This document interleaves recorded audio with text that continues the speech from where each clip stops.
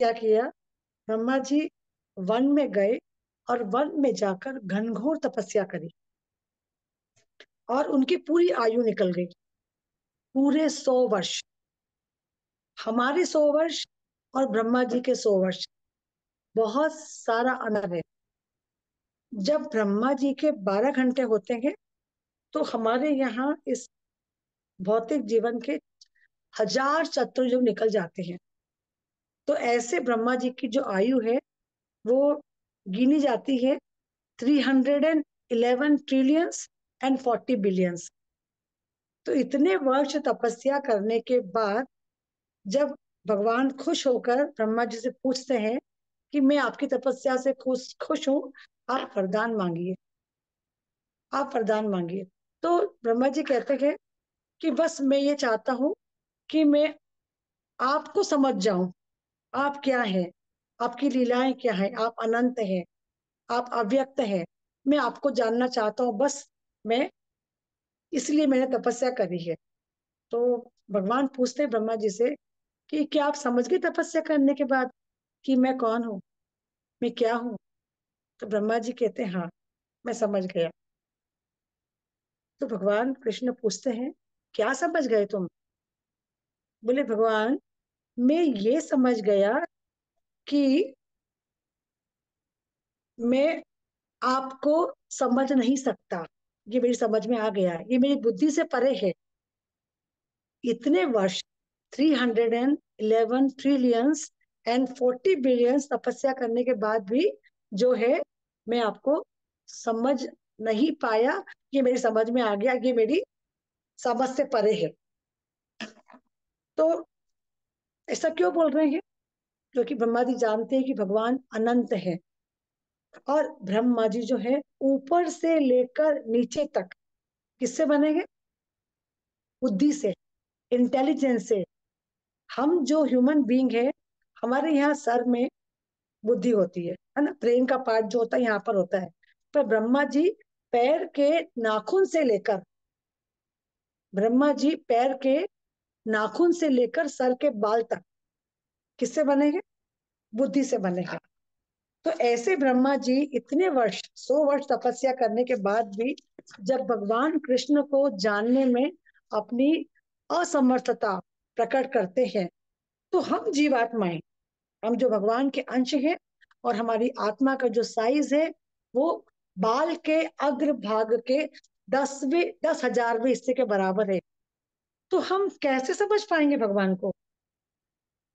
प्रभुपाद कहते हैं, जो हमारे इस्कॉन के फाउंडर आचार्य हैं, वो बताते हैं कि आप भगवान को उन भक्तों के माध्यम से जान सकते हैं जिन्होंने भगवान को रिवील किया है।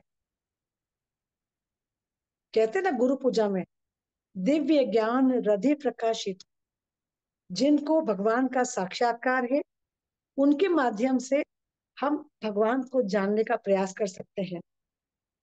तो ब्रह्मा जी भागवतम के 3.20.9 वर्ष में बताते हैं, और वहां विदुर जी मैत्री मुनि से कह रहे हैं कि आप मुझे बताइए कि आप भगवान के निजी हैं, आप भगवान के निकट हैं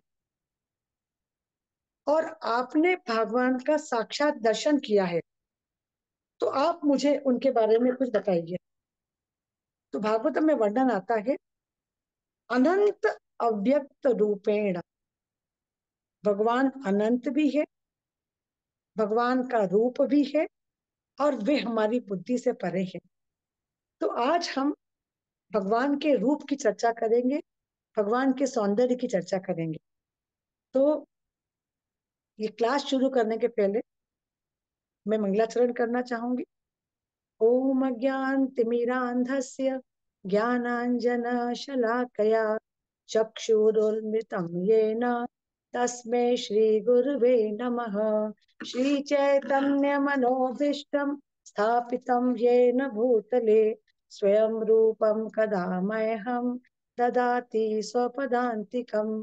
वन्देऽहं श्रीगुरुः श्रीयुतपदकमलं श्रीगुरुन् वैष्णवान् श्रीरूपं साग्रजातं सहगण ललिता श्री विशाखान्त्यन्वितांश हे कृष्ण करुणा सिंधु दीनबंधु जगतपते गोपेश गोपिका कांत राधा कांत नमोस्तुते तप्त कांचन गौरांगी राधे वृंदावनेश्वरी वृषभानुसुते देवी प्रणमामि हरिप्रिये वाञ्छाकल्पतरुभयश्च कृपा सिन्धुभ्य एव च पतितानां पावनेभ्यो वैष्णवेभ्यो नमो नमः। जय श्री कृष्ण चैतन्य प्रभु नित्यानंद श्री अद्वैत गदाधर शिवासादि गौर भक्त वृंद हरे कृष्णा कृष्णा कृष्णा हरे हरे हरे राम राम राम हरे हरे हरे कृष्णा कृष्णा कृष्णा हरे हरे हरे राम राम राम हरे हरे हरे कृष्णा कृष्णा कृष्णा हरे हरे हरे राम राम राम हरे हरे। आप सभी वैष्णवी भक्तों का इस इवनिंग भागवतम कक्षा में स्वागत है, अभिनंदन है। और आप सभी के चरणों में प्रार्थना करती हूँ कि आप मुझे आशीर्वाद दें कि जो इस मैंने टॉपिक लिया है मैं उसको समझाने में आपको समर्थ हूं। जो भी मैंने सीखा है शास्त्रों से अपने सीनियर से वही मैं रिपीट करने जा रही हूँ। मेरा अपना कुछ नया नहीं है। तो आज हम भगवान के दिव्य रूप से चर्चा करेंगे कि भगवान जो है शास्त्र क्या बताते हैं, भक्त क्या बताते हैं, और जो और भी जो हम भागवतम में जिनका हमने कई भक्त हैं और कई अवतार लिए हैं जिन्होंने भगवान को रिवील किया है, और जो जिन भक्तों से भगवान आदान प्रदान करते हैं, हाँ, तो वो हमें बताते हैं कि भगवान ने हमें हमारे साथ ऐसी लीलाएं करी है। तो भक्तमाल में कई कथाएं आती है, तो उनके माध्यम से हम जान सकते हैं भगवान के रूप को और भगवान के बारे में, भगवान की लीलाओं को समझ सकते हैं हम। तो मायावादी इसे नहीं जानते हैं। देखिए, परछाई जो होती है कभी भी जमीन पर गिरती है, वैसे ही हम सब जीवात्मा भगवान की परछाई है। और परछाई किसकी होती है? जिसका रूप होता है, जिसकी पर्सनैलिटी होती है, वही परछाई देगा। हमने देखा है कभी लाइट कभी परछाई नहीं देगा, साउंड की, फ्रेग्रेंस की कोई परछाई नहीं देखी होगी आपने, क्योंकि उनका कोई फॉर्म नहीं होता है। तो परछाई किसकी होगी? इसका रूप होगा। तो भगवान साकार रूप में है, पर भगवान के शरीर से जो तेज निकलता है ना, वो निराकार है। तो हम यहाँ क्या समझेंगे कि भगवान साकार भी है और भगवान निराकार भी है। पर भक्त भगवान के साकार रूप को ही पूछते हैं, कहते हैं प्रतिमा नहीं तुम्ही साक्षात ब्रजेंद्र नंदन। भगवान के विग्रह प्रतिमा नहीं है, ये तो साक्षात ब्रजेंद्र नंदन है, यही रूप है भगवान का। एक बार जो है पेंटिंग कंपटीशन हुआ, तो जन्माष्टमी का उत्सव था। तो सब बच्चों को ये कहा गया, छोटे छोटे बच्चे इसमें पार्टिसिपेट किए कि आप पेंटिंग बनाइए भगवान कृष्ण की। और फिर उनको बताया कि भगवान कृष्ण का रंग कैसा है। तो जैसे कि एक चैतन्य चरितमृत में श्लोक आता है, उसमें भगवान के रंग रंग को बताया गया है कि भगवान का रंग कैसा है। जयति जयति देवो श्याम कोमलांगो, कि भगवान का जो वर्ण है वो श्याम श्याम रंग का है। भगवान की जो कांति है वो श्याम वर्ण की है। और भगवान का रंग मानसून क्लाउड, जो भरा हुआ पानी का बादल होता है, उसके जैसा कलर है भगवान का। तो फिर जब ये बच्चों ने समझ लिया कलर, तो कुछ बच्चों ने ब्लैक कलर किया कृष्णा की पेंटिंग को, कुछ ने ग्रे कलर ड्रॉ किया, किसी ने ब्लू कलर ड्रॉ किया, पर एक बच्चे ने हरा कलर ड्रॉ किया। तो उससे पूछा कि तुमने ये हरा कलर क्यों ड्रॉ किया है कृष्ण की पेंटिंग में? देखो, सबका अपना अपना रियलाइजेशन है। तो जब बच्चे से पूछा गया, तो बच्चे ने बहुत सुंदर जवाब दिया। बच्चे ने कहा कि मैं एक बार इस्कॉन के मंदिर गया था, तो मुझे पता लगा कि सारे भक्त हरे कृष्णा कृष्ण कृष्ण हरे हरे, हरे राम राम राम हरे हरे, इस नाम को बार बार रिपीट कर रहे थे। इसीलिए मैंने हरा बना दिया।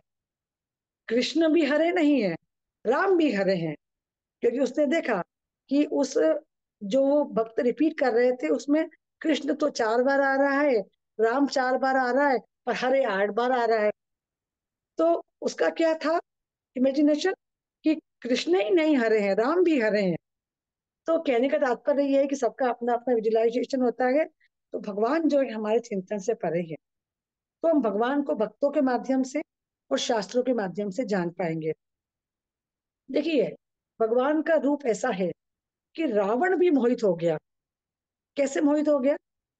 जब रावण ने भगवान राम की सुंदरता देखी, तो वो सोच में पड़ गया कि मैं राम से कैसे लड़ाई करूंगा, और अहंकारवश उनको लड़ाई करनी पड़ी। हम देखते हैं, अगर किसी का सुंदर रूप है तो उसको निहारा जाता है, उसको ग्लोरीफाई किया जाता है। जैसे कि राम भगवान को हम कैसे ग्लोरीफाई करते हैं?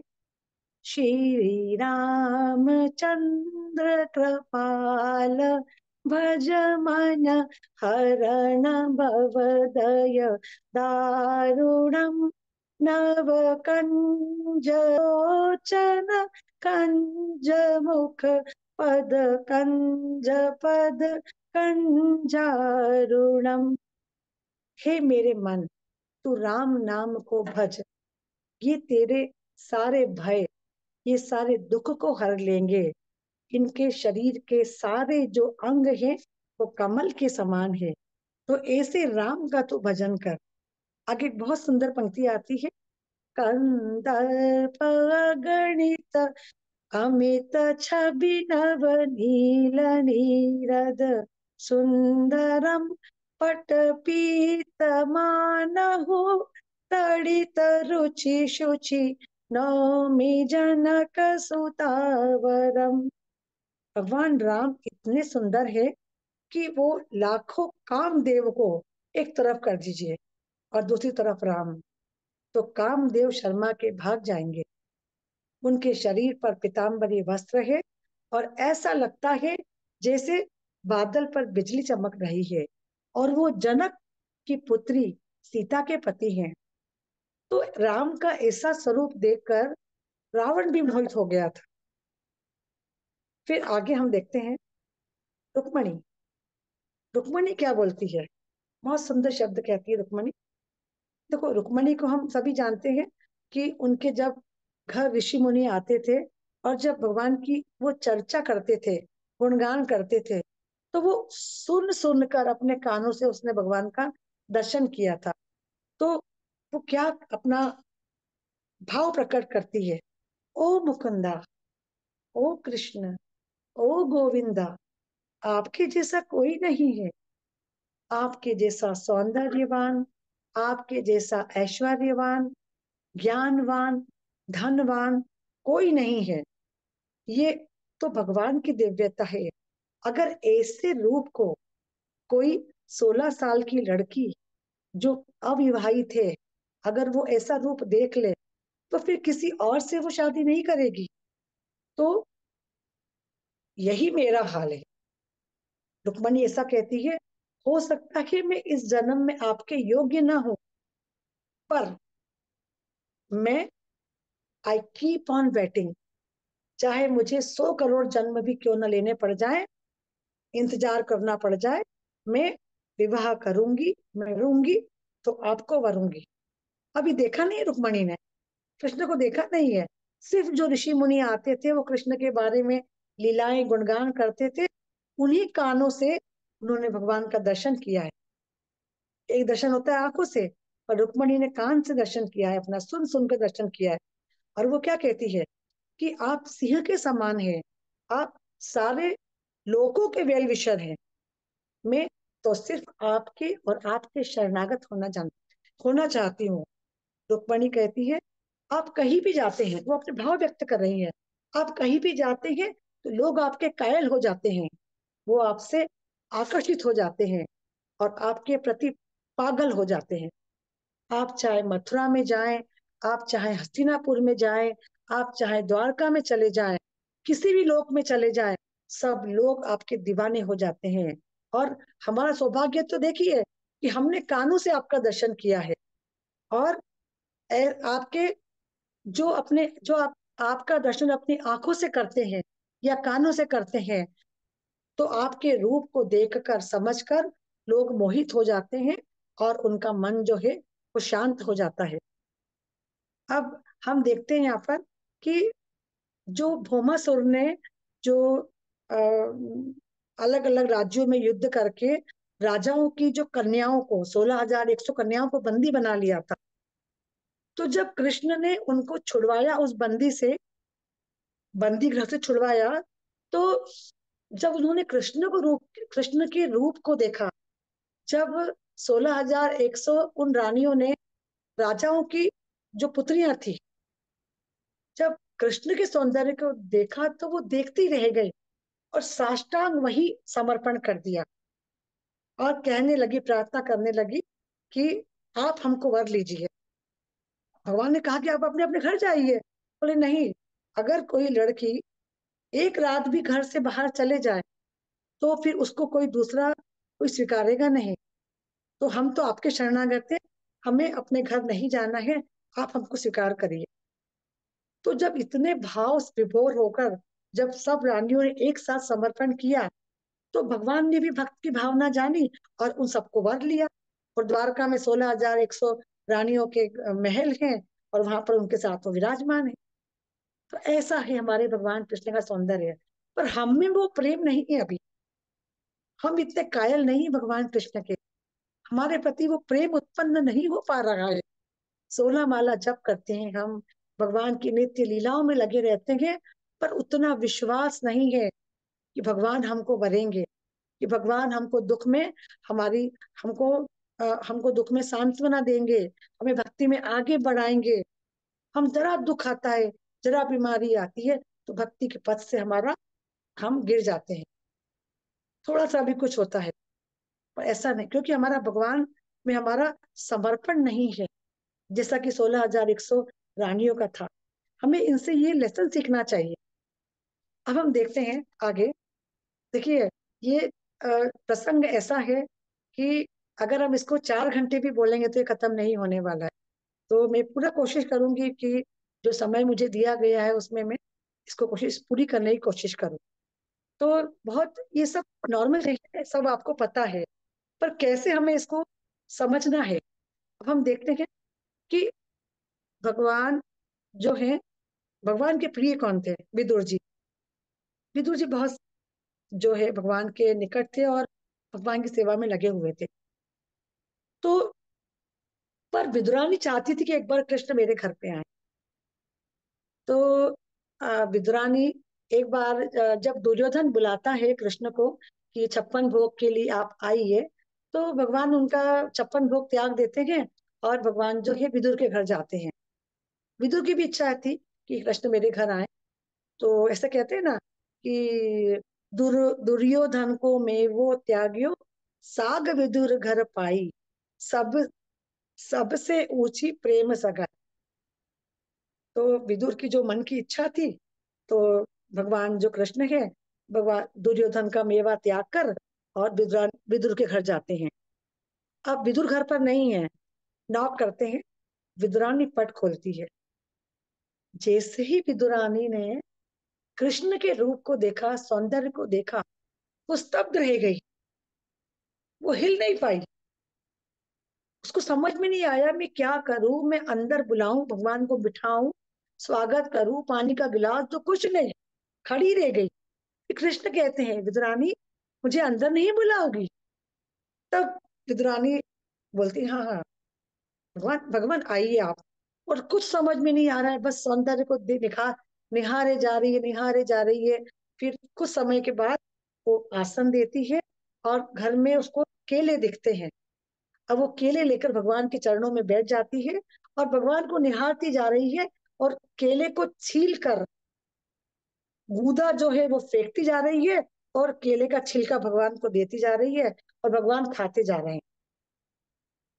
तो भगवान केले के छिलके खा रहे हैं क्योंकि वे मोहित है विदुरानी के प्रेम को देखकर, और विदुरानी केले के छिलकों में प्रेम की मिलावट कर रही है।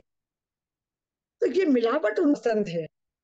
भगवान गीता में कहते हैं ना, पत्रम पुष्पम फलम तोयम यो में भक्त्या प्रयश्यति।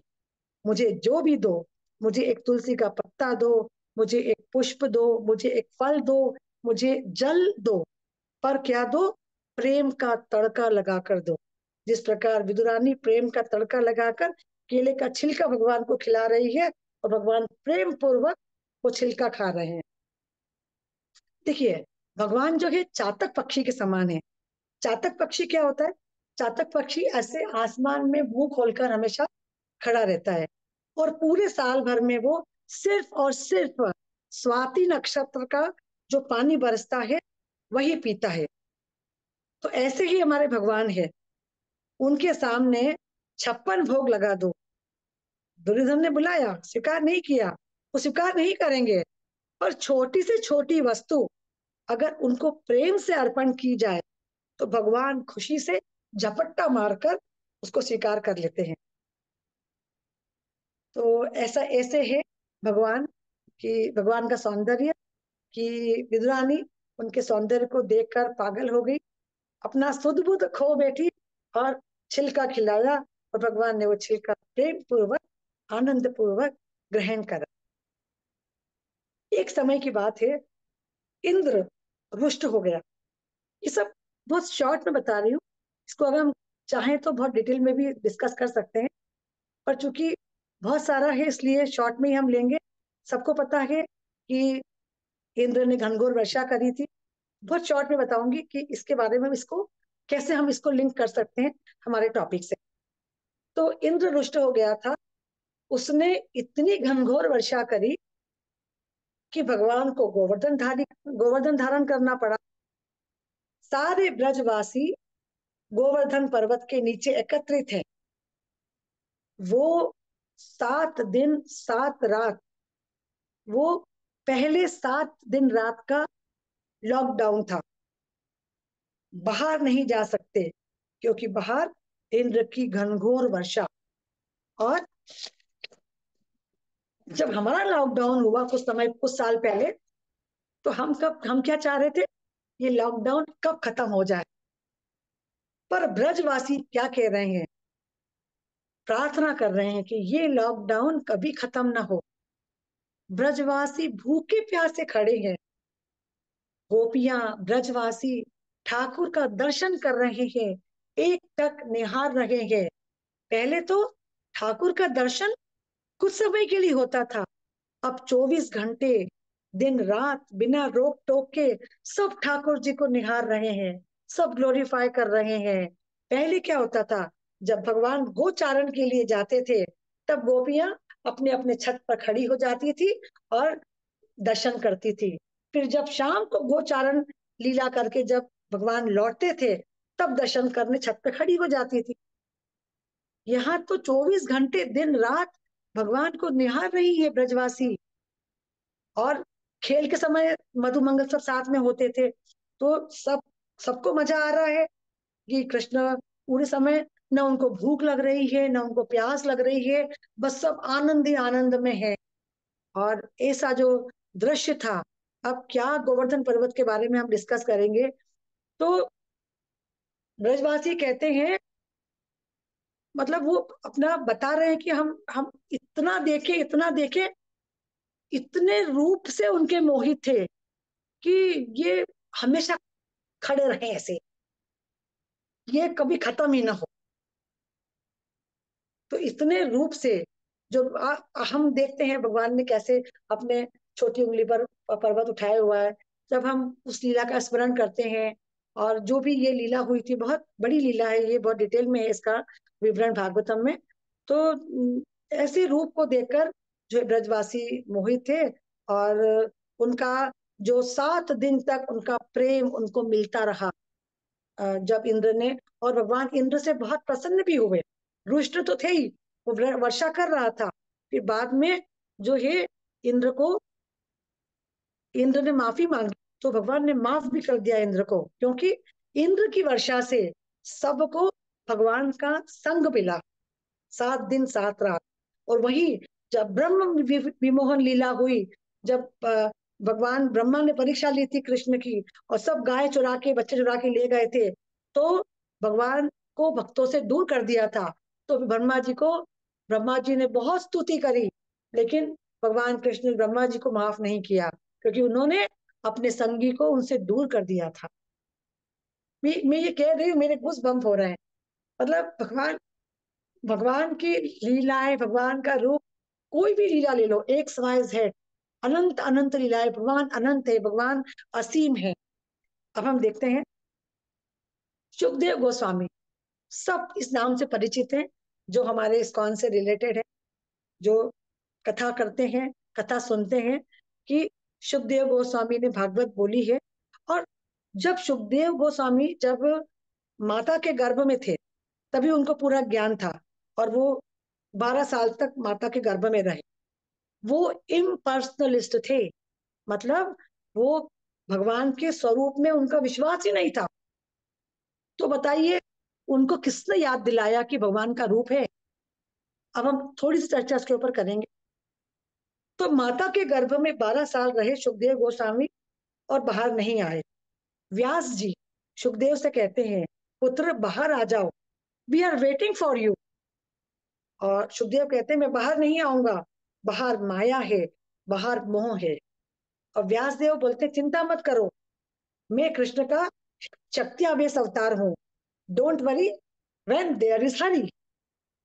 अब उनको विश्वास नहीं हो रहा है। फिर वो बताते हैं, भगवान जब आश्वासन देते हैं गीता में, वो सुखदेव को व्यास जी बता रहे हैं कि भगवान ने गीता में क्या बोला है। भगवान ने गीता में कहा है, माम एव ये प्रपद्यन्ते मायाम एतान तरंति ते। तो मुझे शरणागत करो, मैं तुम्हें इस माया से पार लगा दूंगा। जब ये बात जब श्योर हो जाती है सुखदेव गोस्वामी को गर्भ में कि भगवान ने गीता में बोला है, तो उनकी बातों को सुनकर वो आने को तैयार हो जाते हैं, पर एक कंडीशन डालते हैं, एक शर्त है मेरी। क्या शर्त है? वो शर्त ये कि मैं बाहर तो आऊंगा, पर मैं रुकूंगा नहीं, मैं इस परिवार के चक्कर में फंसूंगा नहीं। व्यास जी कहते हैं, आ जाओ, ठीक है, बाहर तो आओ। आप बाहर निपटेंगे, बाहर आने के बाद क्या होता है। अब सुखदेव माता के गर्भ से बाहर निकलते हैं, और निकलते ही अपना स्वरूप उनका बड़ा हो जाता है, और वो जो जंगल की तरफ निकल पड़ते हैं कि मुझे इस घर परिवार के चक्कर में फंसना नहीं है। अब आगे आगे सुखदेव भाग रहे हैं, पीछे पीछे व्यास देव, शुक शुक रुको, शुक सुनो तो। अब व्यास जी तो थोड़े से वृद्ध हैं, और सुखदेव गोस्वामी यंग, भागे जा रहे हैं, भागे जा रहे हैं, न शरीर पे वस्त्र है, न कुछ है, और उनको इस माया में पड़ना नहीं है। अब सुखदेव गोस्वामी बोलते हैं, इसको तो अब बताना पड़ेगा कि इसको पता है कि भगवान जो है निराकार है, भगवान का कोई आकार नहीं है। तो वो अपने शिष्यों को भेजते हैं। फिर सुखदेव गोस्वामी जो है भगवान का शक्तिवेश अवतार है, वो सब सारे वेद पुराण उपनिषद सब उन्होंने लिखे हैं। तो फिर वो अपने 2 शिष्यों को भेजते हैं कि जाओ, ये जंगल गया है, इसको वापस लेके आओ। तो वो 2 शिष्यों को भेजते हैं। अब सुखदेव गोस्वामी चलते चलते चलते जंगल में पेड़ के नीचे विश्राम करने लगते हैं। तो अब ये शिष्य गए हैं, तो एक शिष्य जो है थोड़ा दूरी से अपना हाथ ऐसे करें सिर पे, और लेटे हुए हैं नग्न अवस्था में। कपड़ा तो है नहीं, कपड़े तो पहने नहीं सुखदेव जी ने। तो फिर जो है जो व्यास देव के जो 2 शिष्य तो उन्होंने भेजे थे उनको सुखदेव जी को वापस लाने के लिए। तो वो एक जो शिष्य है, वो एक भागवतम का एक श्लोक बोलते हैं, मतलब जिसमें भगवान का रूप का वर्णन है। बहुत सुंदर श्लोक है, आप सबको याद भी होगा, पर मैं फिर सुनाना चाहूंगी। वरहा पीड़म नटवर वपु कर्णयो कर्णिकारम विभ्रद पाश कनक कपीशम वैजयंती च मालान रंध्रान वेणो अधर सुदया आपुरन गोप वृंदे वृंदा अरण्यम स्वपद रमणम प्राविशत गीत कीर्ति। ये शिष्य भगवान की सुंदरता का वर्णन कर रहे हैं। उनके सिर पर मोर मुकुट है, वो नटवर है, वो ऐसा नृत्य करते हैं कि सबको मोहित कर लेते हैं। उनके कर्ण सुंदर है, वो ब्लू लोटस से सुशोभित है, सुंदर रेशमी वस्त्र वो धारण करते हैं, पीताम्बरी वस्त्र पहनते हैं, गले में वैजंती माला है, हाथ में वंशी है, मुख पर करी है, और वंशी में अधर लगाकर अमृत का पान करते हैं, और अपने चरण कमलों को वृंदावन की भूमि पर रख रहे हैं। ये देखकर सारे गोप वृंद जो है ठाकुर के पीछे पीछे वृंदावन में प्रवेश करते हैं और कृष्ण के यश का ज्ञान करते हैं। जब ये डिस्क्रिप्शन शिष्य के मुख से सुखदेव ने सुना तो वो एकदम से अट्रैक्ट हो गए, आकर्षित हो गए भगवान से, कि भगवान इतने सुंदर हैं कि सब लोग भगवान के पीछे पीछे भाग रहे हैं। तो फिर एक डाउट आ गया, ये तो भगवान की बाहर की सुंदरता है, अब जब मुझे अंदर की सुंदरता पता पड़ेगी ना, तब मैं जानूंगा कि भगवान का रूप है, भगवान का गुण है, भगवान लीला करते हैं। तब वो एक शिष्य पीछे हटा और दूसरा शिष्य आगे आया। अब वो फिर से एक वर्ष भगवान का भागवतम का एक श्लोक वर्णन करता है सुखदेव गोस्वामी के सामने, जिसमें भगवान के अंदर की सुंदरता का वर्णन है, आध्यात्मिक सुंदरता का वर्णन है उसके अंदर। वो बताता है, वो एक श्लोक बोलता है, अहो बकीयम स्तनकालकूटम जिंघारुयापाययत पियसाध्वी लेभे गतिदात्र्युचितां ततन्यम तम वाम दयालु शरणम व्रजेत। भगवान कितने कृपालु है। एक स्त्री जो राक्षसी थी, अपने स्तन पर काल कूट जहर लगाकर आई थी। वो कौन थी? वो पूतना थी। पूतना बाल घातिनी थी। वो इनोसेंट बच्चों पर प्रहार करती थी, उनका खून पीती थी। पर पूतना मां बन के आई थी। उसके 99 जो अवगुण थे वो भगवान ने नहीं देखे।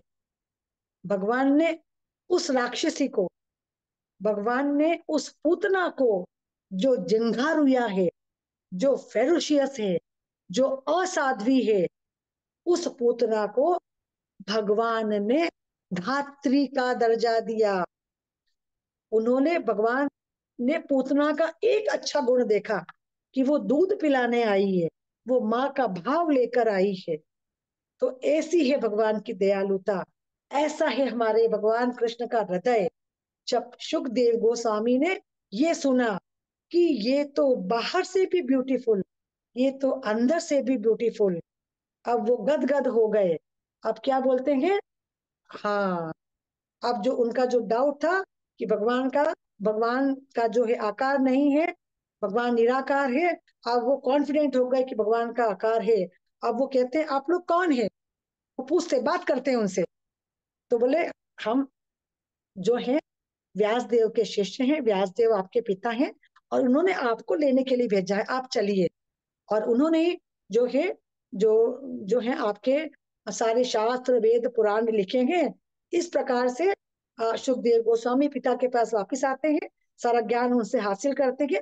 इस प्रकार वे भगवान की बाहरी और आंतरिक शुद्धता से प्रसन्न होकर वो वापस लौट के आते हैं और सारा ज्ञान सुखदेव गोस्वामी अपने पिता से ग्रहण करते हैं। तो देखिए, ऐश्वर्या राय का नाम सभी ने सुना होगा।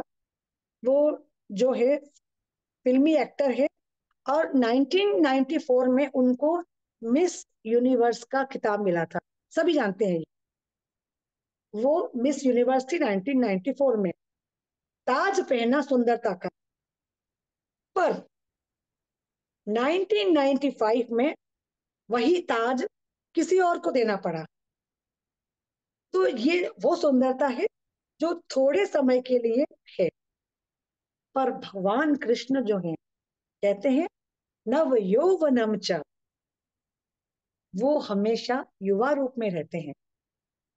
भगवान की जो सुंदरता है, भगवान का जो सौंदर्य है, वो हमेशा हमेशा बढ़ता रहता है, कभी कम नहीं होता है। ठाकुर जी हमेशा नव यौवन रहते हैं।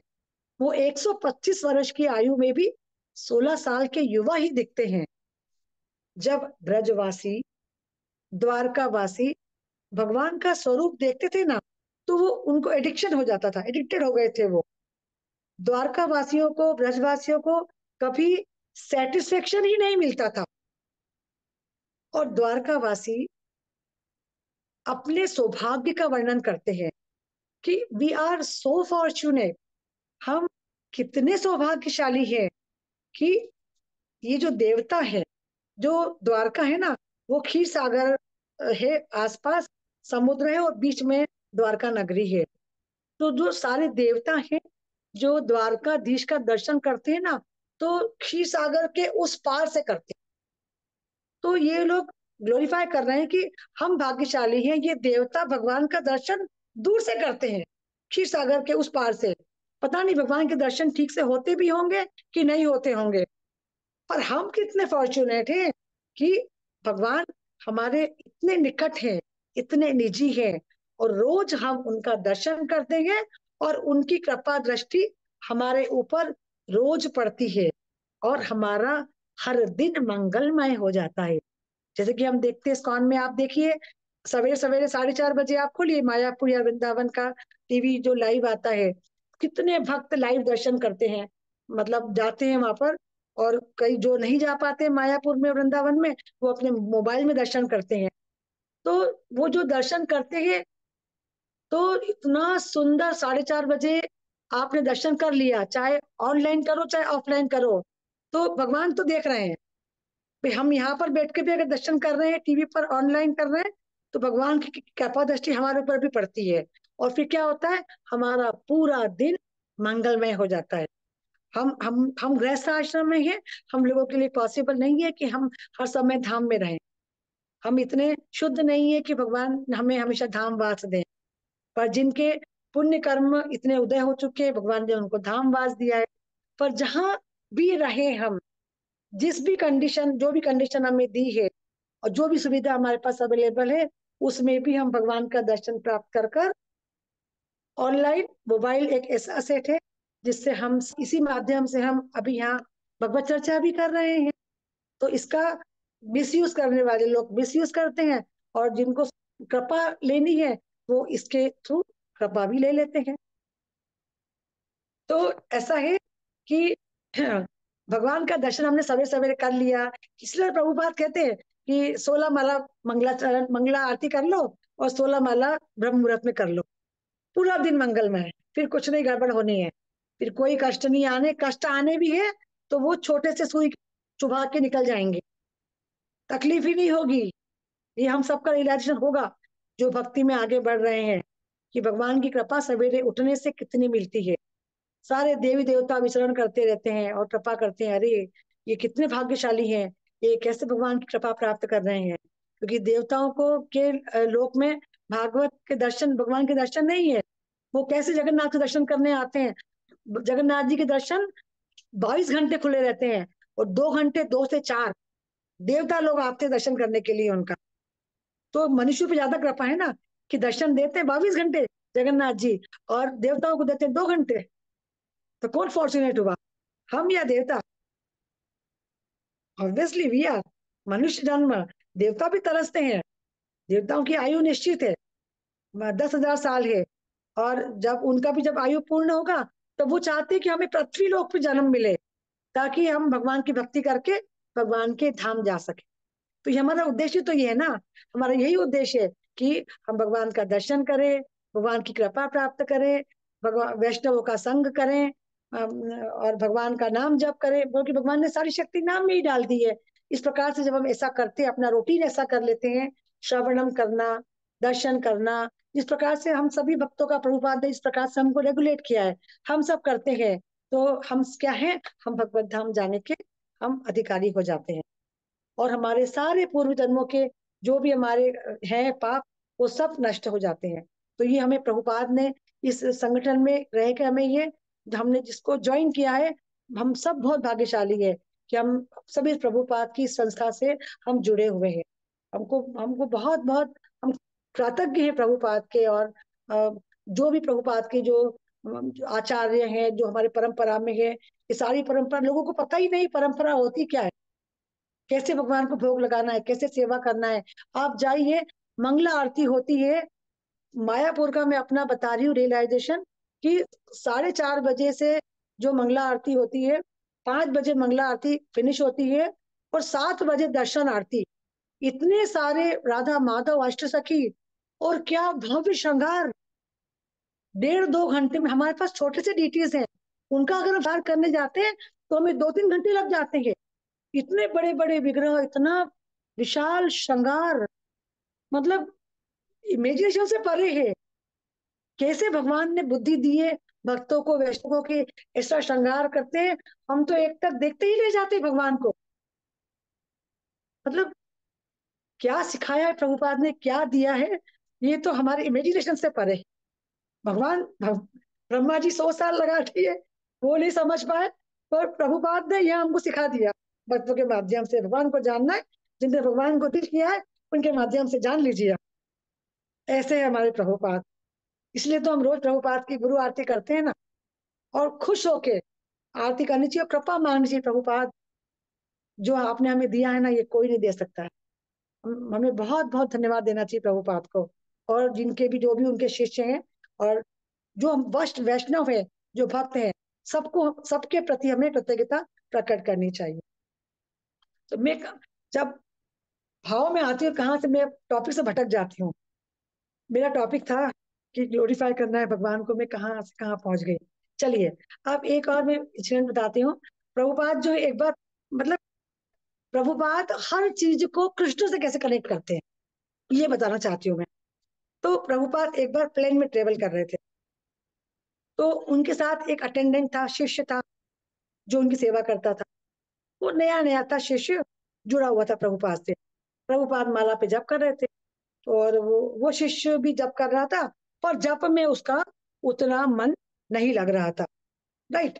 तो शिष्य का ध्यान कहाँ था पता है आपको? शिष्य का ध्यान था एयर होस्टेस पे, क्योंकि जो प्लेन की जो एयर होस्टेस होती है ना, वो बहुत ब्यूटीफुल होती है। तो वो जप में ध्यान न लगाकर उसका ध्यान जो है एयर होस्टेस पे है। अब प्रभुपाद देख लिए कि ये जप नहीं कर रहा है, इसका ध्यान एयर होस्टेस पे है। और ये भी समझ गया शिष्य कि प्रभुपाद ने मुझे उसको घूरते हुए देख लिया है। अब समझ तो गए प्रभुपाद। अब प्रभुपाद पूछते हैं शिष्य से। अब वो शिष्य पानी पानी भी हो रहा है कि मैं इसको घूर रहा हूँ, प्रभुपाद ने मुझे देख लिया। प्रभुपाद क्या सोचते होंगे कि हाथ में माला की झोली है और ये लड़की को देख रहा है। अब प्रभुपाद शिष्य से पूछते हैं, क्या वो बहुत सुंदर है? धीरे से पूछते हैं। तो शिष्य भी बोलता है, हाँ प्रभुपाद, वो बहुत सुंदर है।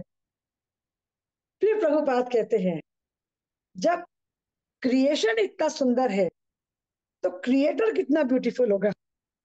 प्रभुपाद ने वही भगवान से कनेक्ट कर दिया उस चीज को, कि सृष्टि इतनी सुंदर है तो उसको बनाने वाला, मतलब सृष्टिकर्ता, कितना सुंदर होगा। प्रभुपाद इनडायरेक्टली बता रहे हैं कि कृष्ण कितने सुंदर हैं।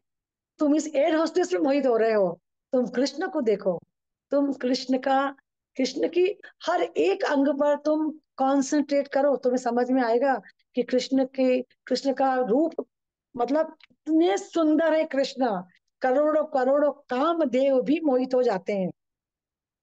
अब देखिए, अब कामदेव की बात आती है तो अपन एक कामदेव का ही अपन एग्जाम्पल ले लेते हैं। अब भगवान का एक नाम है मदन मोहन। राइट। मदन मोहन मतलब जो मदन को भी मोहित कर ले।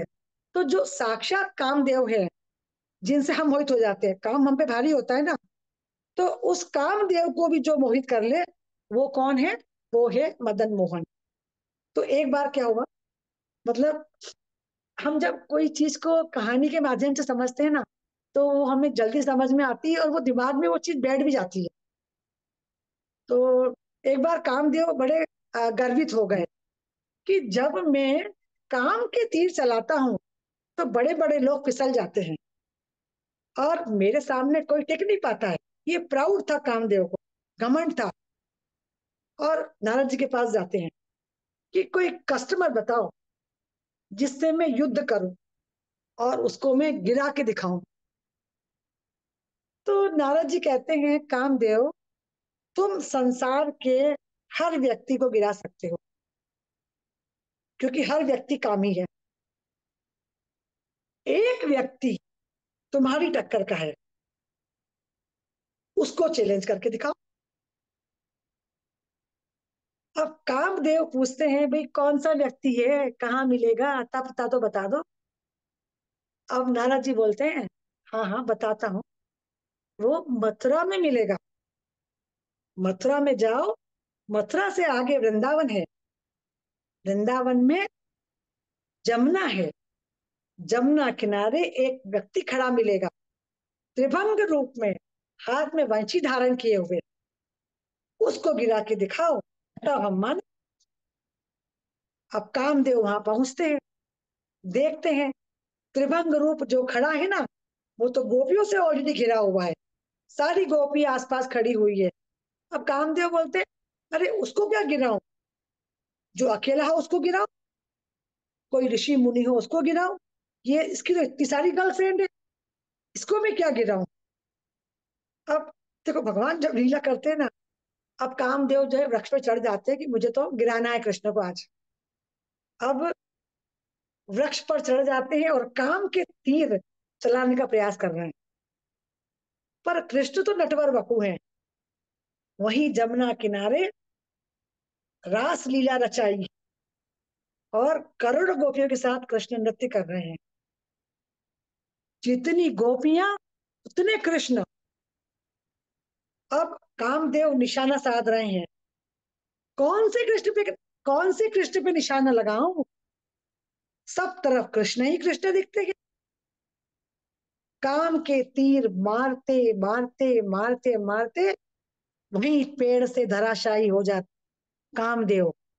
सारी गोपियां कामदेव को देखकर हंस रही है, ये ये कामदेव कृष्ण को गिराने आए थे और ये खुद ही गिर गए हैं। तो नारद जी कहते हैं कि तुम जिस पर निशाना लगाने जा रहे थे ना, वो तुम्हारे भी स्रोत हैं, वो मदन मोहन है। इस प्रकार कामदेव भी भगवान के ऐसे सौंदर्य से मोहित होते हैं। माता जी अभी टाइम है ना? हाँ माता जी। और माता जी एक रिक्वेस्ट कर रही थी मैं कि अगर आप चाहें तो नेक्स्ट वीक भी सेशन का कंटिन्यू कर सकते हैं, कोई इश्यू नहीं है। माता जी नेक्स्ट वीक नहीं कर पाऊंगी, क्योंकि 8 अच्छा। तारीख को गुरुदेव की हाँ व्यास हाँ, पूजा व्यास है, पूजा। यस यस, हाँ। तो उस दिन हाँ बिजी रहूंगी। ठीक है तो ठीक मैं है ठीक है। कोशिश करती हूँ, मैं थोड़ा हाँ शॉर्ट में बता दीजिए, बस 15 मिनट दे दीजिए मुझे, हाँ 15 मिनट हाँ, में ठीक है आप ट्राई। ठीक है माता जी, आराम क्योंकि से। लिंक जाती है, फिर एक हफ्ता के अगर हाँ अगला हफ्ता लूंगी ना, तो वो फिर वो कंटिन्यूशन में होना चाहिए, हाँ, अभी मजा आता है क्लास। ठीक है, ले लीजिए। बस नौ हाँ दस तक मैं कोशिश करती हूँ कंप्लीट करने की। आप ठीक है सबसे ठीक है। परमिशन ले लीजिए, अगर वैष्णव हाँ की हाँ, आज्ञा हो। सभी सुनेंगे। कंटिन्यू करिए माता जी, हरे ठीक कृष्णा। ठीक है। बता जी आप, आशा है आप समझ पा रहे होंगे मैं जो कुछ भी बताने का प्रयास कर रही हूँ। और ठीक है बता जी। समझ आ रहा है माता जी, सरल है। हाँ हरे कृष्ण। मतलब हम लोग इसी लैंग्वेज को समझ सकते हैं। अगर हम संस्कृत के श्लोक लेके हम भागवतम के लेवल पे अगर एक्सप्लेन करने जाएंगे ना, तो हमारी समझ से परे है। तो हमें इसी लैंग्वेज में समझाना है कि हम ऐसे ही सरल तरीके से हम भगवान को समझने की कोशिश कर सकते हैं। तभी जब हमारा लेवल अभी उतना नहीं है ना समझने का, जब हमारा लेवल बढ़ेगा तो फिर हम आगे भी और अच्छे से समझाने का प्रयास कर सकते हैं और समझ भी सकते हैं। भगवान उतनी हमें बुद्धि प्रदान करे कि हम समझा भी सके और आप समझ भी सके। अभी वो लेवल हमारा उतना नहीं है माता जी। तो जो भी सीखा है मैंने परंपरा में वैष्णवों से, बस वही सीखा सिखाया ही आपके सामने में परोस रही हूँ। मेरा अपना कुछ नहीं है इसके अंदर। हरे कृष्ण। हाँ, तो अब हम और भगवान के सौंदर्य का थैंक यू माता जी। कल्पना माता जी ने बोला है हार्ट टचिंग क्लास, आप लोग इतने इंटरेस्ट से सुन रहे हैं, तो बस तभी तो आनंद आता है ना कथा करने में। अगर कथा में अगर आंख लग जाए तो फिर वो कथा कथा ही कथा क्या है। तो ये जब जब जब अब इस तरीके से माध्यम से कथा करते हैं ना, कहानी तो वो दिमाग में बैठ जाती है। हाँ, स्टोरी के रूप में हम ज्यादा से बच्चों को भी हम सुनाते हैं स्टोरी, तो बच्चे आनंद लेते हैं। अगर हम बच्चों को श्लोक सुनाएंगे तो बच्चे यहाँ वहां हो जाते हैं। तो हम भी ऐसे छोटे बच्चों की तरह हैं। तो एक और में भगवान की सौंदर्य के, भगवान की आंखें कितनी सुंदर है। हम आंखों पे भगवान को कैसे हम मतलब भगवान कैसे कृपा करते हैं अपनी कृपा कटाक्ष से। तो श्रीरंगम में रंगनाथ जी का मंदिर है, और वहां पर एक व्यक्ति है जिसका नाम है धनुर्दास। तो वो अपनी पत्नी से इतना मोहित हो गया कि वो हमेशा पत्नी की आंखों में डूबा रहता था, और हमेशा उसकी पत्नी की आंखों में डूबा रहने चाहता था। कहीं बाहर भी जाता था तो अगर पानी गिर रहा है और छतरी पकड़ी है, तो पत्नी के अपोजिट डायरेक्शन में वो उनकी आंखों का दर्शन करते करते और बैक साइड में चलता था। इतना वो पत्नी की आंखों से आसक्त था कि मेरी पत्नी की आंखें इतनी सुंदर है। सुंदर होगी, किसी किसी की आंखें बहुत सुंदर होती है। तो धनुदास भी अपनी पत्नी की आंखों के प्रति इतना आसक्त था। एक पल भी एक पल भी वो अपनी पत्नी की आंखों की सुंदरता को मतलब से दूर नहीं रहना चाहता था। तो ये सब बात है श्रीरंगम में ये पता पड़ी ये बात, ये सारी, कि ये धनुदास ऐसा है, ये कैसा लट्टू हो गया है पत्नी पर, और ये तो उसकी आंखों पे आ सकते हैं। ये पूरे श्रीरंगम में बात फैल गई। तो रामानुजाचार्य के शिष्यों ने जब ये सुना, तो शिष्य रामानुजाचार्य से बोले कि लोग कैसे अपनी पत्नी की आंख में इतने आसक्त हो जाते हैं। रामानुजाचार्य तो भगवान के शुद्ध भक्त, कि कृष्ण को छोड़ के, रंगनाथ जी को छोड़ के, ये कृष्ण की शक्ति के पीछे पागल हो गया। हम सब भगवान की शक्तियां हैं ना, भगवान के अंश हैं हम। ये पथ भ्रष्ट हो गया है, मुझे इसको सही रास्ते पे लाना है। अब रामानुजाचार्य धनुदास के पास जाते हैं। तुमने स्त्री में ऐसा क्या देख लिया कि तुम इतने मोहित हो गए? वो अलग से पूछ रहे हैं, पर्सनली क्वेश्चन कर रहे हैं, सब जानते हैं। फिर भी वो धनुदास बोलता है कि उसकी नशीली आंखों से मैं दूर नहीं रहना चाहता। मैं उसकी आंखों का कायल हो गया हूँ, और मैं उसकी आंखों में डूबा रहना चाहता हूँ। तो रामानुजाचार्य बोले, अगर मैं इससे अच्छी आंखें आपको दिखा दूं तो तुम छोड़ दोगे अपनी पत्नी की आंखों को, की आसक्ति को? धनुदास बोले, हाँ बिल्कुल, अगर आप उसे इससे इससे अच्छी आंखें दिखा दोगे तो मैं सब छोड़ दूंगा। अब रामानुजाचार्य तो शुद्ध भक्त, धनुर्दास का हाथ पकड़ा और सीधे ले गए रंगनाथ जी के मंदिर में, और बोले रंगनाथ जी को, वो तो भगवान, अगर भक्त किसी पे कृपा करना चाहते हैं तो भगवान को तो पता है ना भक्तों कि ये भक्त चाहता क्या है। तो रंगनाथ जी का जब दर्शन किया धनुदास ने, और उन्होंने कहा 15 मिनट तक निहारना बस, रंगनाथ जी की आंखें 15 मिनट तक निहारना। तो जो 15 मिनट तक रंगनाथ जी की आंखों में और धनुदास की आंखों में जो आदान प्रदान हुआ, धनुदास ऐसा भगवान की कमल नयन में डूबा, ऐसा डूबा, और वही उनके सामने ही रामानुजाचार्य के चरणों में शरणागत हो गया। गुरु स्वीकार कर लिया कि आपने तो मेरी आंखें खोल दी, मेरे चक्षु जो इन भौतिक चीजों को देख रहे थे, आपकी कृपा से मैं इन भगवान की दिव्य आंखों को देख पा रहा हूं। अब धनुर्दास रामानुजाचार्य का ऐसा शिष्य बन गया जो पूरे समय 24 घंटे रामानुजाचार्य की सेवा में लगा रहता। इससे जो जो रामानुजाचार्य के जो दूसरे शिष्य थे उनको ईर्ष्या होने लगी, और धनुदास रामानुजाचार्य के साथ मैक्सिमम टाइम स्पेंड करने लगा। एक बार रामानुजाचार्य के शिष्यों ने क्या किया, रामानुजाचार्य की लंगोट को काट के छुपा दिया और नाम लगा दिया धनुदास का। अब वो तो समझ गए कि ये धनुदास की हरकत नहीं है। अब रामानुजाचार्य अपने शिष्यों से बोलते हैं कि अब तो मठ में भी चोरी होने लगी है, अब तुम जाओ पैसा कमा के लाओ। तो शिष्य बोलते पैसा कोई देता नहीं है आजकल। तो बोले जाओ चोरी करके लाओ, ये मठ को चलाना है। अब शिष्य तो आश्चर्य में कि ये क्या बोल रहे हैं गुरुजी। बोले किसके घर चोरी करना है? बोले जाओ धनुदास के घर जाओ चोरी करने के लिए। अब सारे शिष्य ब्रह्मचारी धनुदास के घर चोरी करने जाते हैं। धनुदास घर पे नहीं है, धनुदास की पत्नी घर पर सो रही है। अब सारे शिष्य जो है चोरी कर लेते हैं सारा सामान की। अब वो धनुदास की पत्नी के कान के कुंडल चमकते हैं, तो वो जो शिष्य हैं वो उनके कान के कुंडल भी निकाल लेते हैं। अब वो उसके बाद वो करवट लेती है, तो उनको क्या लगता है कि वो जाग गई है, तो वो ऐसे करके शिष्य चले जाते हैं और जाते हैं गुरु जी के पास। कहते गुरु जी कि हम ये चोरी करके ले आए और ये सोने का भी कान का लेके आए हैं। तो अच्छा ठीक है।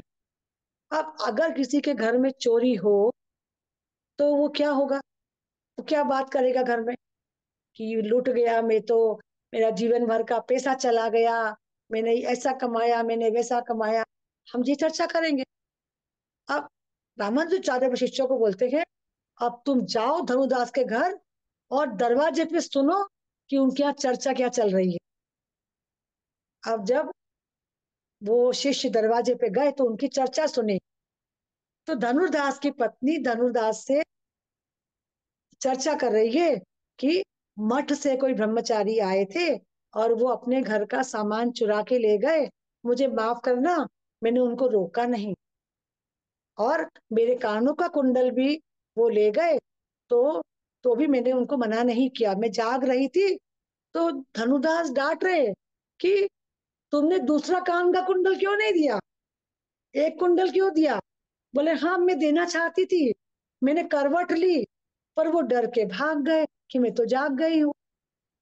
तो अफसोस कर रही है कि मैं मठ को चलाने के लिए मैं अपने कान का कुंडल भी नहीं दे पाई। जब शिष्यों ने ये चर्चा सुनी धनुदास और उसकी पत्नी की, तो भाव विभोर हो गए, और ऐसे भाव विभोर हो गए कि कि क्या चेतना है धनुदास की कि वो गुरु के लिए, वो मठ के लिए वो अपने घर की चोरी करवा देना चाहता है। क्या हमारा भाव ऐसा हो सकता है कभी? कितना भी हम भक्ति कर ले कभी हम ऐसे नहीं हो सकते। हम सुन रहे हैं समझ रहे हैं, पर वो हम हमारे अंदर वो चीज है ही नहीं। कि मैं अपने लिए बता रही हूँ, आप लोग शायद उच्च कोटि के भक्त होंगे, मेरे अंदर वो योग्यता नहीं है कि कोई आ जाए चोर, मैं उसको बोल दूं कि चोरी करके ले जाओ मेरे घर का सामान। तो शिष्य जो है जाकर रामानुजाचार्य के चरण पकड़ लेते हैं कि आप महान हैं, और क्या है, आपके शिष्य भी महान हैं। तो रामानुजाचार्य कहते हैं कि महान मैं नहीं, महान कौन है? भगवान का रूप महान है, भगवान की आंखें महान है, भगवान का सौंदर्य महान है, जिसको देखकर धनुर्दास चेंज हुआ। तो धनुर्दास भगवान के रूप को देखकर इतना परिवर्तित हो गया कि वो भगवान के लिए सब कुछ लुटाने को तैयार है। तो ऐसा है हमारे भगवान का सुंदर रूप, जिससे बड़े बड़े लोग मोहित हो जाते हैं। एक भगवान का बाल मुकुंद रूप आता है, बहुत शॉर्ट में बोलूंगी। करार विंदे न पदार विंदम मुखार विंदे विनिवेशयन्तम् वटास्य पत्रस्य पुटे शयानम् बालं मुकुन्दं मनसा स्मरामि। श्री कृष्ण गोविंद हरे मुरारे, हे नाथ नारायण वासुदेवा, जिह्वे पिबस्वा मृतमेव देव, गोविंद दामोदर माधवेति। ये मुकुंद एक वृक्ष के पत्ते पर बैठे हैं, अपने हस्त कमल से चरण कमल को पकड़े, अंगूठे को पकड़े हैं, पैर के अंगूठे को मुख में ले जा रहे हैं। कितना सुंदर दृश्य है। तो क्या करो, हे जिह्वा, इस दामोदर का, इस गोविंद का, इस कृष्ण का, इस मुरारी का, इस माधव का, इस नारायण का हमेशा नाम लेते रहो। हे जिह्वा, कितना सुंदर इनका नाम है, कितना सुंदर इनका रूप है। ऐसे हमारे आचार्य भगवान के रूप का वर्णन कर रहे हैं। ये जो जीवे पिबस में गोविंद दामोदर स्तोत्र गाया है ना, तो इतना सुंदर वर्णन, इसे 70 श्लोक गाए हैं आचार्यों ने। ये एक श्लोक का वर्णन है इसके अंदर। तो सोचो आप 70 श्लोक समझोगे, उसमें पूरे भगवान के रूप का ही वर्णन है कि भगवान का रूप कैसा है। तो भगवान का मुकुंद रूप इतना सुंदर है, भगवान का श्याम रूप इतना सुंदर है, भगवान का जो गौरांग रूप है, जो भगवान चैतन्य महाप्रभु राधा रानी का भाव लेकर कृष्ण का प्रेम, कि कृष्ण राधा रानी कितना प्रेम करती है, वो भाव लेकर चैतन्य महाप्रभु गौरांग रूप में प्रकट हुए। तो गौरांग का कैसा स्वरूप है, गोल्डन कॉम्प्लेक्शन, भगवान का जो कॉम्प्लेक्शन है इज लाइक गोल्डन, पिघला, क्या हिंदी में बोलेंगे, पिघले सोने की शोभा, पिघले हुए सोने। सोने के समान। सोने की कांति। तो पिघले सोने के सदृश जो है भगवान की कांति है। तो चैतन्य महाप्रभु की सुंदरता इतनी सुंदर कि चांद भी शर्मा जाता, और उनके जन्म के समय चंद्र ग्रहण लग गया था। तो ऐसे हमारे गौरांग महाप्रभु की सुंदरता है। और जो चंद्रमा और जो सूर्य है, ये तो भगवान की आंखें हैं, तो इनका जो प्रकाश है वो उन्हीं से निकल रहा है। अब जब महाप्रभु का संन्यास हुआ ना, तो जब उनका बालों का मुंडन हुआ, तो जो जो बार्बर था, मधु जिसका बार्बर का नाम था, वो रो रहा है, क्रंदन कर रहा है कि मैं कैसे अपने बाल काटूं, कि सब बोलेंगे बाद में मुझे दोष देंगे, तुमने निमाई के बाल काट लिए। जब संन्यास हुआ था, तो जब हम चैतन्य महाप्रभु वो इतने सुंदर थे, इतने सुंदर थे, तो वो मधु ये बता रहा है कि जब भगवान के बाल चले जाएंगे तो भगवान कैसे लगेंगे, वो इमेजिन नहीं कर पा रहा है कि इतने सुंदर भगवान चैतन्य प्रभु का इतना सुंदर स्वरूप है। पर जब उन्होंने जब उनका केश जब निकाल दिए, तो एक एक जब केश उसका वो निकाल रहा था, तब उसकी आंखों से ऐसे आंसू बह रहे थे। मतलब इतना प्रेम था वो, मतलब वो नहीं काटना चाहता था, पर महाप्रभु ने तो सची माता के आदेश से ये डिसाइड कर लिया था मुझे संन्यास लेना है मुझे। तो ये है चैतन्य महाप्रभु की सुंदरता। अब हम थोड़ा जगन्नाथ के बारे में अगर समझ लें, तो जगन्नाथ क्या है, बड़ी बड़ी आंखें, छोटे छोटे हाथ, पैर तो दिखते ही नहीं है। जगन्नाथ के मस्त नयन, बड़े बड़े, इतने बड़े बड़े गोले, गोले के समान, और क्या कर रहे हैं, बड़ी बड़ी आंखों से, पलके भी नहीं है, एक टक देख रहे हैं कि मेरा भक्त ये 16 माला कर रहा है, ये अष्टकम पढ़ रहा है, ये कर रहा है, ये गीता पढ़ रहा है, ये भागवतम सुन रहा है, ये लेक्चर दे रहा है। हर किसी भक्त की छोटी से छोटी एक्टिविटी को अपनी बड़ी बड़ी आंखों से निहार रहे हैं। ये है हमारे जगन्नाथ का स्वरूप। तो हम क्या गाते हैं रथ यात्रा में, जब हम एक वर्ड हम सब भी गाते हैं, जगन्नाथ स्वामी नयन पथगामी भव तुम्हें। हे जगन्नाथ स्वामी, आप मेरे नयनों के पथ बन जाइए, मैं जहां देखूं आप मुझे, आप ही के दर्शन हो। अब देखो, जगन्नाथ अष्टकम में एक बहुत सुंदर वर्ष है, उसमें भी भगवान की सुंदरता का ही वर्णन है। भुजे संव्ये वेणु शिरसि शिखि पिंच कटि तटे, दुकूलमृतान्ते सहचर कटाक्ष विदधते, सदा श्रीमद् वृंदावन वसति लीला परिचयो, जगन्नाथ स्वामी नयन पथगामी भवतु मे। आपके हाथों में एक बांसुरी, आपने हाथों में एक बांसुरी धारण कर रखी है, आपके शीश पर मोर मुकुट है, कमर पर पीला वस्त्र धारण किया है, आप नेत्रों के कोनों से अपने निजी भक्तों के ऊपर कृपा दृष्टि करते हैं, आप सदा वृंदावन में रहते हुए लीला करते हैं। हे ब्रह्मांड के स्वामी, आप मुझे हर जगह दृष्टि गोचर हो, जहां भी मैं देखूं मुझे आपके ही स्वरूप का दर्शन हो। तो ये जगन्नाथ का स्वरूप है। एक बार जिसने जगन्नाथ के स्वरूप को देखा ना, वो उसी स्वरूप में खो जाता है। तो जगन्नाथ अपनी बड़ी बड़ी आंखों से भक्तों को देखते हैं, कि तुम मेरे दर्शन करने आए हो, और भक्त जगन्नाथ के दर्शन करते हैं। अब जगन्नाथ अपनी आंखों से फोकस करते हैं कि कौन क्या कर रहा है।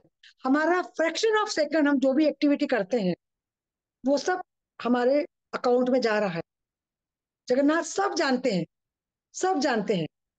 तो अपने भक्तों, उनके भक्तों में कौन कौन से गुण हैं, तो उस गुण को देखते हुए, उनके कर्मों को देखते हुए जगन्नाथ उनके ऊपर कृपा करते हैं, उनको ब्लेसिंग देते हैं, और भटके हुए लोगों को भक्ति के मार्ग पर अग्रसर करते हैं। ऐसे जगन्नाथ जी जब रथ यात्रा, कहते हैं कि जो लोग मंदिर में नहीं जा पाते हैं, तो जगन्नाथ इतने कृपालु हैं, इतने दयालु हैं कि साल में एक बार खुद रथ पर आरूढ़ होकर दर्शन करने निकल पड़ते हैं, देने के ही भक्तों को, कि तुम नहीं आ पा रहे कोई बात नहीं, मैं तो उनको देखने आता हूँ, मैं तुम्हारे दर्शन करने आ जाता हूँ। तो ऐसे रथ पर, रथ की कहते हैं, जो इस जगन्नाथ जो रथ पर आरूढ़ है, उसके जो दर्शन कर लेते हैं भक्त, जो जानते भी नहीं है कि स्वरूप क्या है उनका, बस एक बार ऐसे ही निगाह डाल, बस उनका ये चक्कर, जन्म मृत्यु जरा व्याधि का चक्कर छूट जाता है। ऐसे ही हमारे जगन्नाथ कृपालु। और रथ की रस्सी, वो रथ की रस्सी क्या है, वो शंखचूर्ण रस्सी होती है।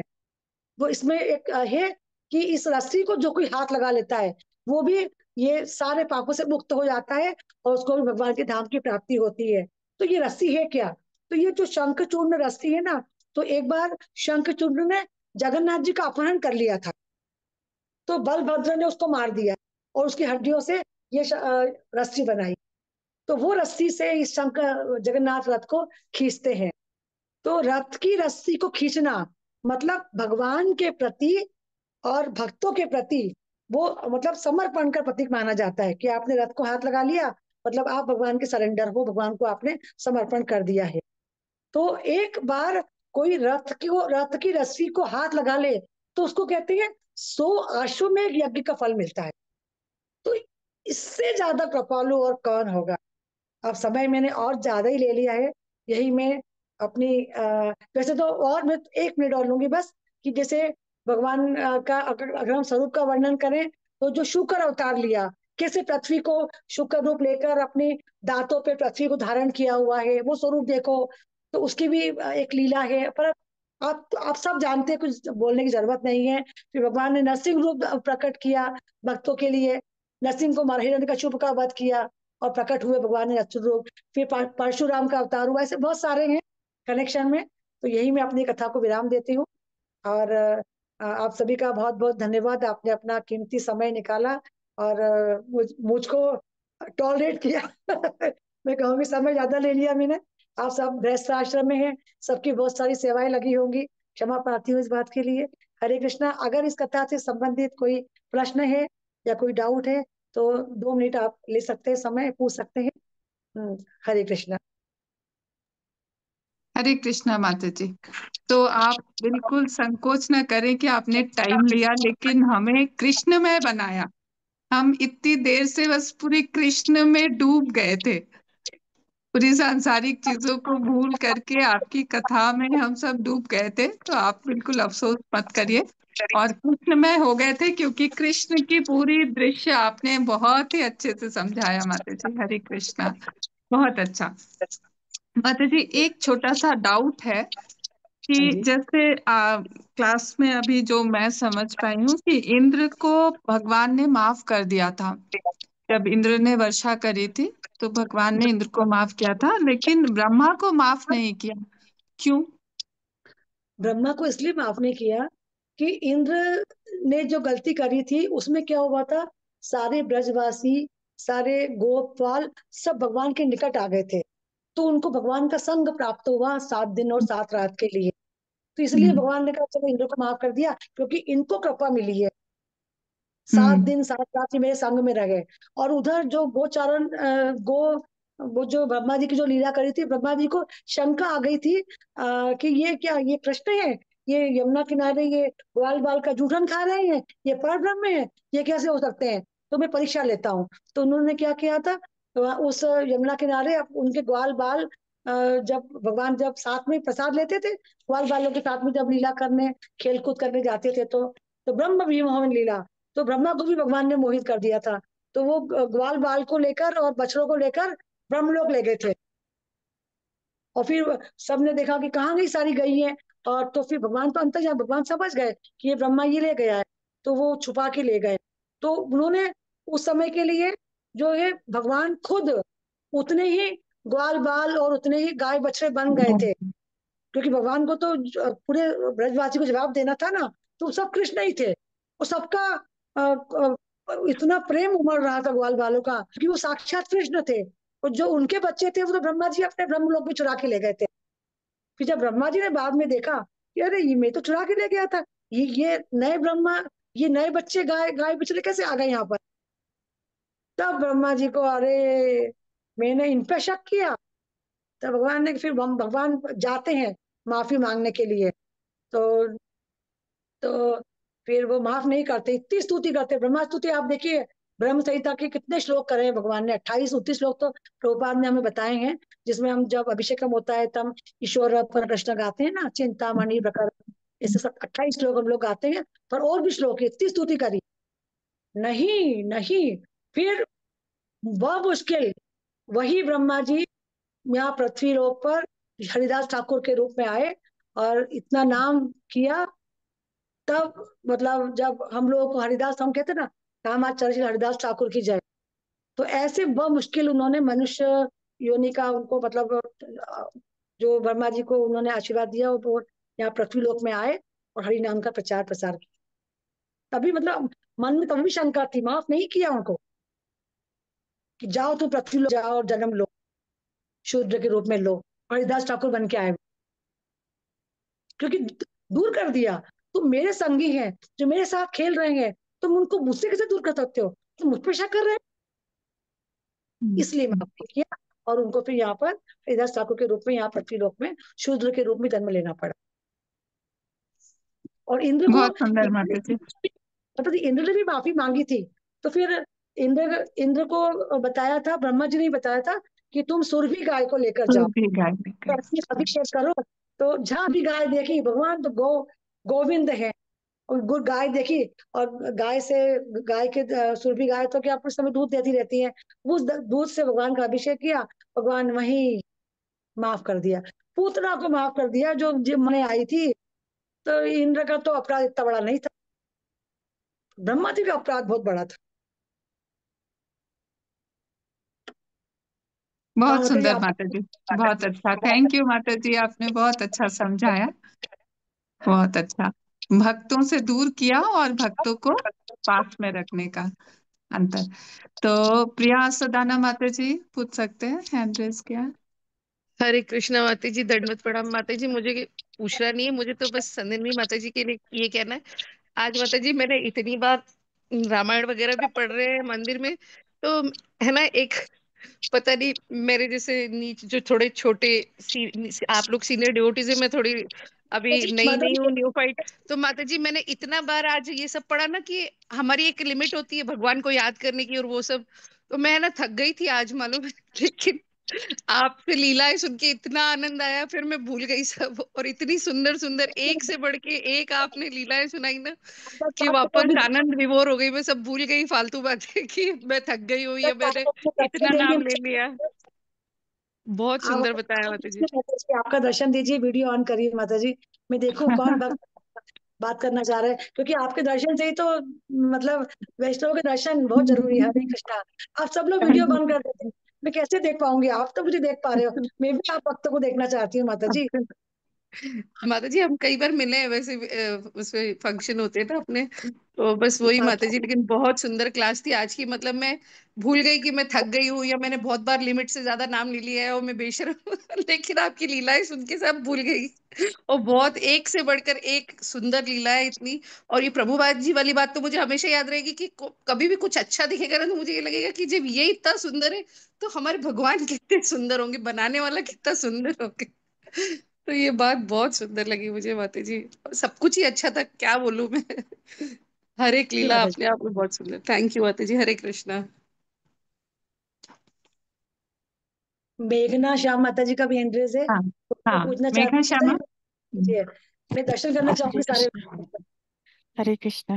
हरे कृष्णा माता जी। पंचाश हरे प्रणाम। कृष्णा। माता जी, मेरा एक प्रश्न है। आपकी क्लास बहुत अच्छी थी, मुझे बहुत अच्छा लगा, बहुत आनंद आ रहा था। लेकिन ये प्रश्न मेरा जो हमारी जैसे मटेरियल लाइफ होती है उससे रिलेटेड है। जैसे कि आपने बताया कि हम हर अच्छी चीज में से हर अच्छी चीज से कृष्ण को, भगवान को रिलेट करें, है ना। मतलब सुख में भी और वैसे भी हमें भगवान से रिलेट करें। तो मेरा प्रश्न ये है कि जब हमारे जीवन में दुख होते हैं, ज्यादातर दुखी होते हैं, तो उस समय हम कैसे अपने आप को भगवान से रिलेट करें, या कैसे हम माने कि ये जो हो रहा है ये भगवान की इच्छा है, या हमारे प्रारब्ध है, या हमारे कर्म है। यानी हमें कैसे देखना चाहिए इन चीजों को, ये। हरे कृष्ण माता जी। आपका प्रश्न में जो आपका वॉइस ब्रेक हो रहा है, आप ये आपका प्रश्न यही है क्या कि हम हमारे भौतिक जीवन में जो दुख आते हैं तो हम उस समय भगवान को कैसे रिलेट करें, जी इसी से जी क्वेश्चन जी है। जी हाँ जी माता जी। जी तो जैसे हम देखते हैं कि ये भौतिक जीवन क्या है, इसका नाम ही दुखालय है। हम सभी जीव भगवान कृष्ण के गोलोक धाम में थे। जैसे कि सभी को पता है कि हमारा जो पृथ्वी लोक है ये 1/4 है और आध्यात्मिक लोक 3/4 है।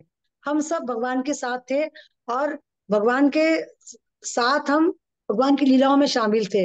हम भगवान से झगड़ कर कि हमें भी पृथ्वी लोक पर भेजिए, हमारा भी अपना घर हो, अपना परिवार हो।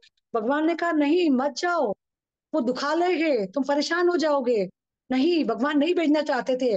फिर भी हम भगवान से बहस करके इस पृथ्वी लोक पर आ गए कि हमारा अपना साम्राज्य हो, अपना घर हो, परिवार हो, अपना सब हमको जैसे सब लोग आध्यात्मिक जगत में कृष्णा को मेडिटेट करते हैं।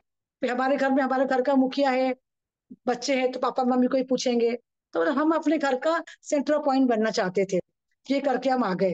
पर यहाँ आके क्या पता चला कि दुख ही दुख है। हमको नहीं पता कि हमारे पूर्व जन्मों में हमने कितने दुख सहे होंगे, हमारे कितने अनर्थाज होंगे। हमने कैसे हम ये भूल कर आ गए यहाँ पर। अब हमें फिर से भगवान के धाम जाना है। पर जो हमने कर्म किए हैं, जो हमें भौतिक प्रकृति में लग गए हैं, वो कितने अनर्थाज हमने अपने इकट्ठे कर लिए हैं, हमें नहीं पता है। हमें इस जन्म का पता है। पर अगर हमारा ये आखिरी जीवन है भगवत धाम जाने के लिए, तो जो हमारे पूर्व कर्मों के जो अनर्थाज हैं उनको भगवान को खत्म करना है। नहीं तो फिर हमें फिर किसी माता के पेट में जाना पड़ेगा, गर्भ में, मतलब गर्भावास करना पड़ेगा। तो हमें किसी के गर्भ में ना जाना पड़े और इसी जीवन में हमारे सारे अनर्थास कट जाए। तो वो सारे कष्ट भगवान छोटे छोटे रूप में, कष्ट तो बड़े बड़े आने हैं, हमें नहीं पता है कि हमारा पिछला हमारा कितना था। जैसे एक एग्जांपल देना चाहूंगी मैं कि ये जो था दुशासन, ये 100 भाई थे कौरव। तो वो कहते हैं कि क्यों मारा, क्यों मारा आपने भाई, मेरे 100 पुत्र क्यों मारे। तो बोले आपने, कृष्ण से पूछते हैं। तो कृष्ण बताते हैं कि तुमने 100 जन्म पहले एक पक्षी के 100 अंडे मारे थे, तो तुमको उसका फल तुमको आज मिल रहा है। इसी प्रकार से हमारे कितने अनर्थात हैं, हमने कौन कौन से पाप कर्म किए हैं, हमें नहीं पता है।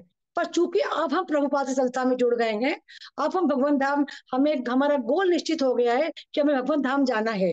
तो ये दुख हमें आएंगे क्योंकि हमारे अनर्थास तो खत्म हो, जब तक अनर्थास खत्म नहीं होंगे तो ये बड़े बड़े दुख आने हैं हमको।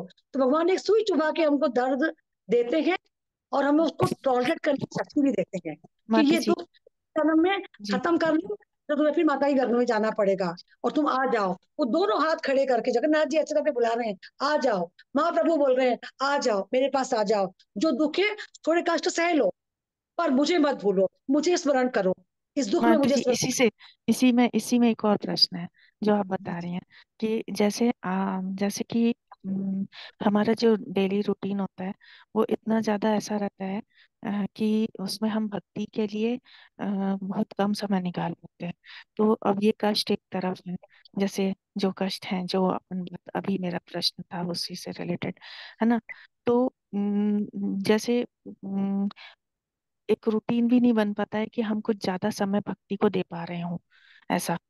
यानी बस भक्ति यानी कर रहे हैं, पता नहीं कैसी कर रहे हैं, हमें खुद नहीं पता है कि कैसे कर रहे हैं, कैसे अच्छे से हो पा रहा है कि नहीं हो पा रहा है। तो ऐसे में जो आप बता रहे हैं कि ये तो हमारे बहुत पिछले जन्म के, या जैसे भी हमारे जो भी प्रारब्ध है, कर्म है, पिछले संचित कर्म है, उसके पाप हैं, उसके कारण हम आज ये फल पा रहे हैं। तो क्या हम मतलब कैसे हम नलीफाई करेंगे, या हम क्या हम कुछ ऐसा कर पाएंगे कि हमारा अगला बर्थ, नेक्स्ट बर्थ हमारा अच्छा हो, मतलब। माता जी, आपका बहुत सुंदर क्वेश्चन है। देखिए, प्रभुपाद ने हमें क्या बोला है, प्रभुपाद ने हमें कैसे रेगुलेट किया है। आप एक इस्कॉन मंदिर का जो हमारा रूटीन है, सवेरे से लेकर रात तक सबको पता है, मुझे बताने की जरूरत नहीं है। हम गृहस्थ आश्रम में हैं। हमें क्या जरूरी बताया है प्रभुपाद ने? एक तो श्रवणम, राइट, कि कानों से भगवान, जैसे हमने यहाँ भी देखा कि हम कानों से भगवान को, रुक्मणी ने जैसा बताया था कि वो सुन के भगवान को पति बना लिया उन्होंने, अपना बना लिया। अब हमें चूंकि भगवान के धाम जाना है, हमें पता पड़ गया है कि हमें बस प्रभुपाद ने बता दिया है कि अगर तुम 16 माला जप कर रहे हो और जो भी दिन भर की एक्टिविटी करते हो, हमको लगता है कि हम गृहस्थ आश्रम में है, पर गृहस्थ आश्रम सबसे बड़ा आश्रम है।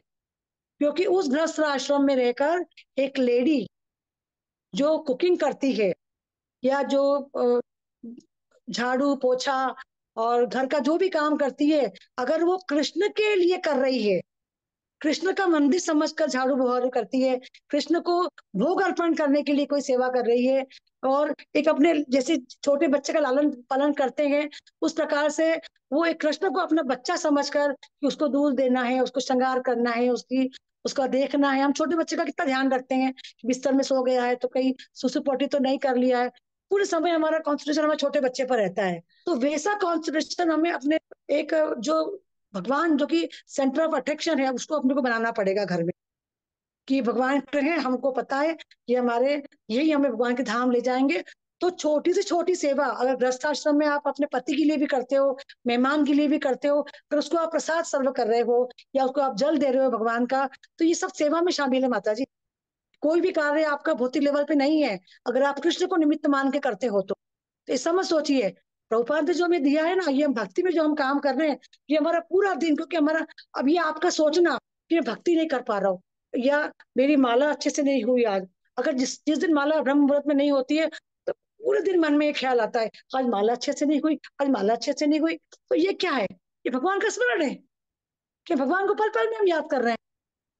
तो ये मत सोचिए, जैसे कोई मेहमान आ गया अपने घर में, राइट, अब हमको लग रहा है अरे हमारी भक्ति छूट गई, हमारा भाव भाव छूट गया, हमारा ऐसा हो गया, हमारे मन में आता है और हम उसको गेस्ट को अच्छे से अटेंड नहीं कर पाते।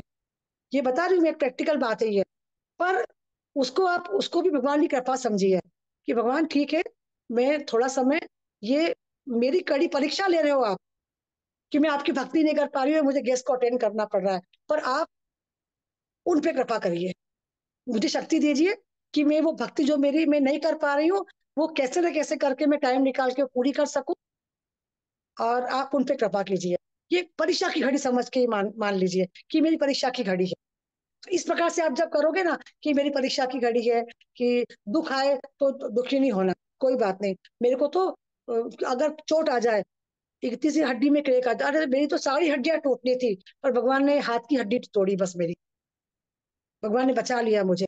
मुझे तो इतने सारे मैं इतना पाप किया है, मुझे तो इतना सारा दुख मिलना था, भगवान ने इतना सा दुख दिया मेरे को। ऐसे रिलेट करो हर चीज को कि भगवान ने तो हमें बचा लिया, हर बात में बचा लिया। ये जब आप ऐसा सोचोगे ना कि भगवान मेरी परीक्षा ले रहा है, तो ठीक है, जितने कष्ट देना दे लो, कितने साल हैं, कितने साल जीना है, ले लो कष्ट, पर अपने पास बुला लो। अब माता के गर्भ में नहीं जाना, बस। जैसा भी हूँ, अच्छा हूँ बुरा हूँ काला हूँ पीला हूँ, मैं आपका शरणागत हूँ, मुझे आप कृपा प्रदान करिए, मैं आपका शरणार्थी हूँ, मेरे भाव समझिए, मेरे भाव को लीजिए, और कुछ नहीं। हरे कृष्ण माता जी, आशा करती हूँ आपको आपके प्रश्न थैंक का यू। उत्तर मिला होगा। जी जी माता जी, बहुत अच्छे से मिला, थैंक यू सो मच माता जी। थैंक यू सो मच माता जी, हरे कृष्ण, पंचांग प्रणाम। Thank you.